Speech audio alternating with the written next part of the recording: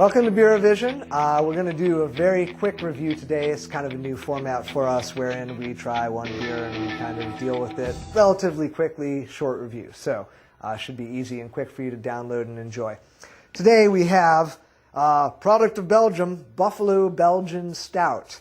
I don't know anything about this beer, actually. I saw it for sale at Consumers Beverage, and I think I picked it up based basically on nothing more than the fact that it was called Buffalo, but also that it was a Belgian stout. That's a pretty unusual style for a Belgian beer. It's not what you're normally expecting. So I thought that combination was intriguing. But I really can't tell you anything else about it, which is a good place to be, actually, when you're tasting a beer. All too often, you bring a lot of your own assumptions about what you're tasting to the tasting when you know the label and everything else. So this is kind of the way tasting should be done in a sense. One thing I do know about it, though, it does say that the brewery is Brouwerij van den Bosch. It's in Herzelen, Belgium, and it's about 9%. So relatively strong, but not really over the top strong, especially not really for a stout. You see it's corked and caged, so the first thing we need to do to open it is be sort of careful. I'm taking off the cage and open the cork. We're going to pour this out into these Sam Adams glasses. I've talked about them before. I'm not just mentioning them because I hope Sam Adams will throw me some money or more glasses, though that'd be great. But honestly, this is the kind of beer that these glasses are really sort of intended for. They really help accentuate the malt character, and because stouts are maltier beers, this seemed like the appropriate glassware rather than something like a wine glass or stemware or something like that.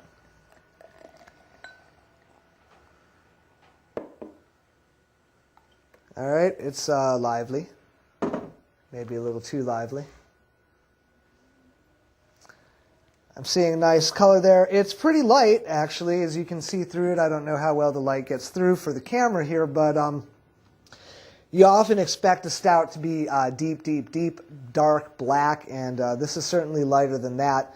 Maybe the Belgians are interpreting the stout in the same way that a lot of American brewers are now interpreting traditional Belgian styles, doing something a little bit different with them.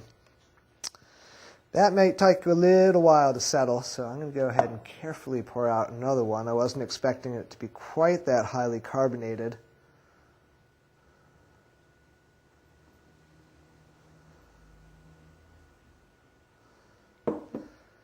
That's a little better. Okay. Yeah, definitely on the light side for a stout. It's really got a bunch of sort of amber color to it, slight mahogany. Definitely not what I would consider a stout by sight. It's also, again, still pretty effervescent. You expect stouts to be a little bit less carbonated and softer carbonation. These are pretty big bubbles. I can smell a little bit of alcohol. I really don't smell much in the way of hops. Yeah, mostly I'm smelling malt, and it's sweet, and it has a little bit of grassiness, just a bit of musty grassiness to it.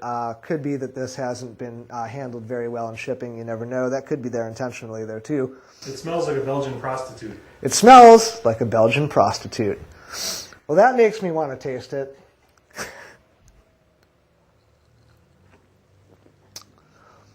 All right. Well, I think it's probably being served a little on the cold side. Just to be super geeky, I'm actually going to check that out. Now, actually, I've tasted a lot of beers at temperatures, and I can kind of guess what temperature this is, and it is definitely a little on the low side. But the reason this matters is because as it warms up, a lot of different flavor characteristics will actually change, and some will become a lot more prominent at the right temperature. Cold kind of numbs the tongue and makes it harder to taste certain subtleties. Still, yeah, very prostitute-y. Very good. Actually, it has, I wouldn't, it's weird that they label this a stout. I don't think this is a stout. If I was objectively trying to decide what kind of beer this was, certainly I'd identify it as an ale over a lager. There's a little bit of that diacetyl flavor that you expect from an ale. But To be totally honest, it looks to me a lot more like your basic Belgian double, or maybe a triple, but I mean it's a little weak alcoholically for that. It definitely lacks the roastiness that you expect from a stout. The malt character is really up front. There's definitely no hop character. It's not like they lean towards an IPA here, but yeah, what an interesting surprise. Definitely not a stout, but it's a very tasty beer. I would say that this would go really well with seared meats. It's got that nice caramelly sweetness that would go complement really well char or something like that. Yeah, it's a pretty tasty beer. All right, that's it for this week. We'll be back again pretty shortly with more short reviews from Beerovision.